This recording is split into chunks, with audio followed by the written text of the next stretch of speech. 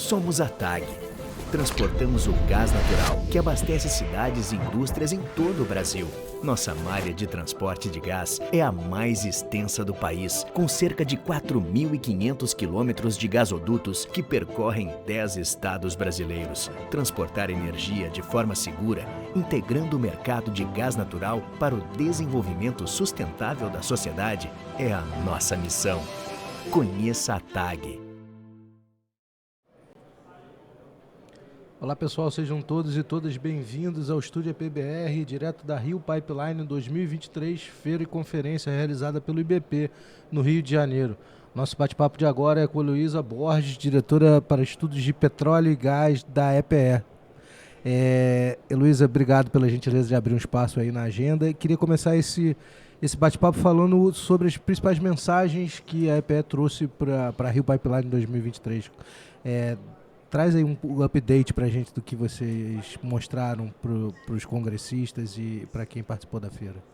Bom, Felipe, obrigada pelo convite, eu que agradeço a EPBR e parabenizo o IBP pela conferência, que já é um sucesso. O que a gente trouxe? A gente veio falar dos nossos planos indicativos de infraestrutura. Para reforçar o papel do planejamento indicativo de longo prazo na potencialização do desenvolvimento da infraestrutura do país. Então, a gente trouxe aí, está com uma equipe grande, apresentando o PIG, que é o Plano Indicativo de Gasodutos. O último PIG foi publicado agora no finalzinho de 2022. O PIPE, que é o Plano Indicativo de Escoamento. A gente já trouxe algumas coisas do PIPE que vai ser publicado no final desse ano. Esses planos se alternam. Trouxemos também especialistas para falar do plano mais novo da família do P, que é o PI, o Plano Indicativo de Oleodutos. E todos esses planos, eles têm por premissa olhar onde é que estão os grandes drivers de crescimento da oferta de hidrocarbonetos no país, então de gás natural, e agora com o PI, onde é que está a oferta de derivados e onde está o crescimento da demanda. E qual que é o papel da infraestrutura em conectar de modo eficiente essas duas pontas, né? Legal. A gente está, de todos os planos que vocês apresentam, talvez o indicativo de dutos de escoamento seja o que todo mundo mais conhece. Tem a Rota 3, a Rota 4, a Rota 5, 5B, 5A e por aí vai. Como que hoje a gente pode olhar o crescimento do setor do toviário no Brasil? O que a gente precisa efetivamente fazer para que esse setor cresça no Brasil? A gente conversou com várias pessoas aqui nos últimos 3 dias e muitas pessoas falam que o transporte por duto é o melhor, o que descarboniza esse transporte, principalmente de combustíveis e tal, mas no final tem sempre uma equação econômica que nem sempre vai. Como é que a gente pode... o que precisa para esses projetos saírem? São projetos âncoras? O que é fundamental para que isso cresça? Bom, a gente certamente precisa entender onde é que está a demanda desses hidrocarbonetos, tanto os derivados quanto do gás natural, e entender assim, todos esses projetos, quando eles começam, a gente tem uma série de portões, assim, uma série de gates para decisão de investimentos, né? Parte da questão é destravar algumas questões tributárias importantes, e aí a reforma fiscal ajuda bastante, a reforma tributária, né? Ajuda, a simplificação ajuda nesses processos. O próprio aquecimento econômico do país, que impulsiona a demanda, viabiliza esses processos. São processos, a gente tem alguns estudos que mostram, tanto a EPE quanto outras instituições, que tem algumas regras, assim, para pequenas distâncias e pequenos volumes, o modo rodoviário, ele, de fato, é o mais eficiente. Conforme a gente vai aumentando a distância, principalmente aumentando o volume, aí é que tem o grande ganho de competitividade do modo dutoviário. Então, essas questões, assim, o que você falou do projeto âncora, né? O ganho de volume, o volume da demanda é importante para viabilizar esses projetos. Você não vai fazer um duto para vender 10 metros cúbicos de gás natural, você precisa fazer um duto para vender um volume significativo.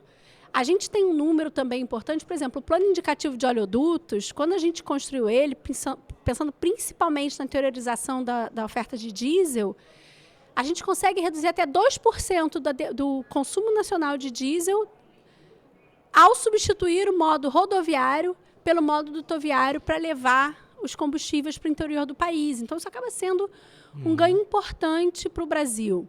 No último PIG, a gente chegou a estudar cerca de 2.000 quilômetros de gasodutos. Esses projetos, a gente não espera que todos eles saiam, até porque vários deles são traçados alternativos. No PAI, por exemplo, você falou das rotas, a 3A, 3B, 4A, 4B, 4C, são rotas, por isso que é sempre 4, porque são alternativas, A, B e C. A gente não espera que as 3 saiam. Mas a gente identifica, olha, tem aqui um cluster potencial de oferta que tem caminhos alternativos e chegadas alternativas na costa. E aí depende do interesse também do empreendedor de entender o que faz sentido. Como é que vocês estão vendo hoje? Vocês estão participando lá das discussões do gás para empregar? Como é que vocês estão vendo?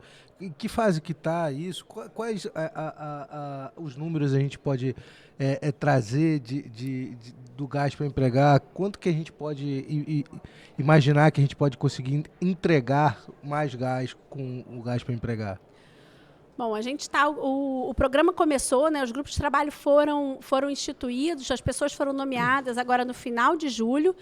Os grupos de trabalho, os subcomitês estão tendo reunião toda semana, a gente está a todo vapor para 2 reuniões por semana, que eu fiquei sabendo. Está a todo vapor para entregar, porque realmente é uma prioridade. E por que é uma prioridade? Porque a gente conjuga entender o destravamento da oferta. Então, de novo, como que a gente faz para ter mais gás? Reduzir a reinjeção também, mas não só isso. Como que a gente faz para reduzir a reinjeção? Como que a gente faz para destravar projeto? Como que a gente faz para destravar projeto de escoamento?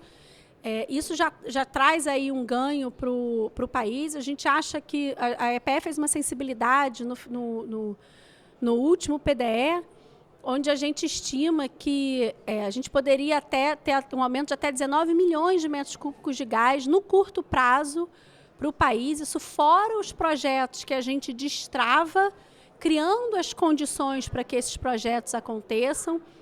Os investimentos que a gente estima em gasoduto de escoamento, gasoduto de transporte, novos empreendimentos industriais criados, podem chegar a mais de 90 bilhões de reais. Isso é um número importante para impulsionar a economia brasileira.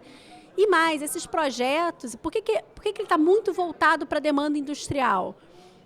Inclusive, um dos subcomitês é justamente a demanda para a indústria. Porque o gás natural ele é fundamental para a descarbonização da indústria. Em todos os nossos cenários de descarbonização, a gente vê vários processos industriais que, eventualmente, não têm uma solução alternativa de descarbonização e que precisam desse combustível. Hoje são processos que usam carvão, óleo combustível, coque, lenha, e que precisam desse combustível mais limpo para entregar as suas metas de descarbonização. E 19 milhões que você falou, né? Da onde vem esses 19 milhões? A gente fez uma estimativa, está lá no site, para quem quiser apurar. Tem parte do gás, qual que é a conta? Né? Parte do gás que é reinjetado, ele realmente é reinjetado por questões técnicas, alto teor de CO2, mas parte desse gás ele poderia estar sendo, a gente tem FPSOs que tem lá as estruturas de exportação do gás. Parte desse gás não vem, por exemplo, por atraso do Rota 3, isso é público, vocês até já publicaram na EPBR. E parte é uma situação, é uma questão econômica, né? Você hoje não tem mercado para viabilizar esse gás, mas a gente vê ele como potencial sem reduzir a produção. Porque, tecnicamente, aqui para os ouvintes da EPBR, o que você está fazendo? E aí eu já vou dar aqui um curso de geologia para engenharia do petróleo básica para não engenheiro de petróleo. O que você quer? Você quer manter a pressão do reservatório para continuar produzindo hidrocarboneto, né? Você pode fazer isso de várias formas. Uma delas é, sim, reinjetar gás. Uma delas pode ser você injetar água, por exemplo. Antes do gás natural, a gente fazia um poço injetor de água. Então, a gente tem alternativas técnicas que mantêm a pressão do reservatório, mantêm a produção, mas ainda assim entregam mais gás.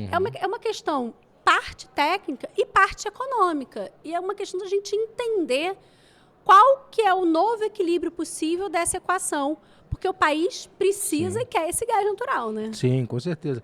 Mas né, essa discussão a gente vai ficar aqui, né? A gente vai ficar aqui até semana que vem, Felipe. Porque tem a discussão da demanda também. Muita gente defende que não adianta trazer o gás e não ter demanda para ele. Quer dizer, efetivamente não adianta trazer o gás se não tiver demanda, porque né, vai ser um problema.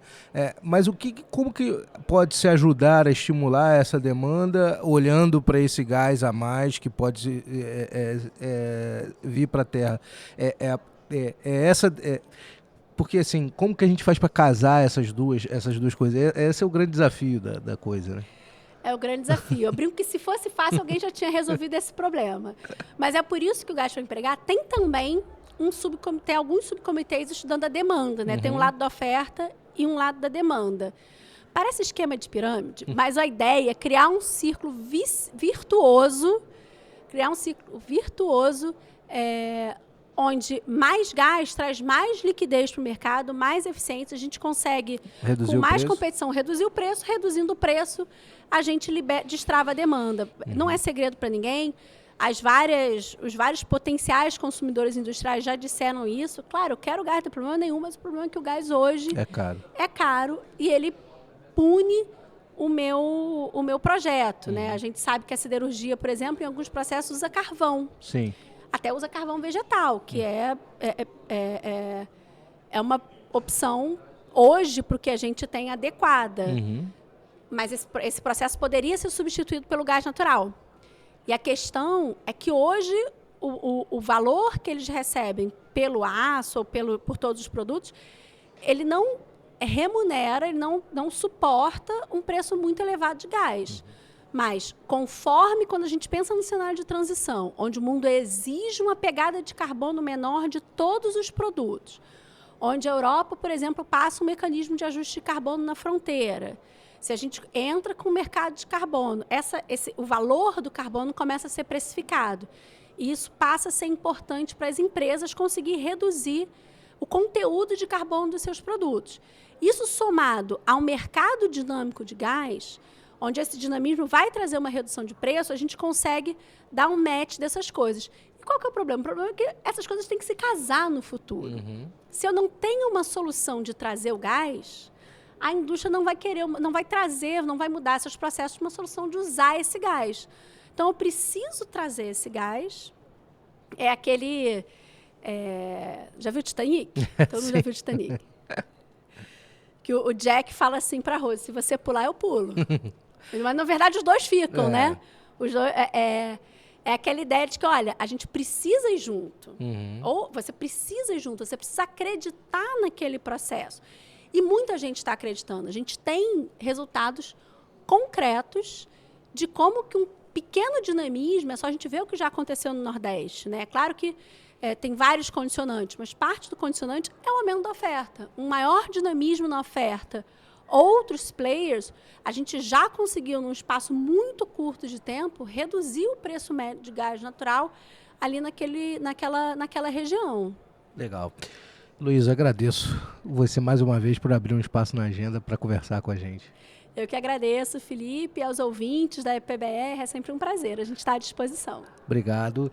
Agradeço você que assistiu a gente e acompanhou as entrevistas da Rio Pipeline, direto aqui do Rio de Janeiro. Assine nosso canal e não perca nenhum dos nossos conteúdos.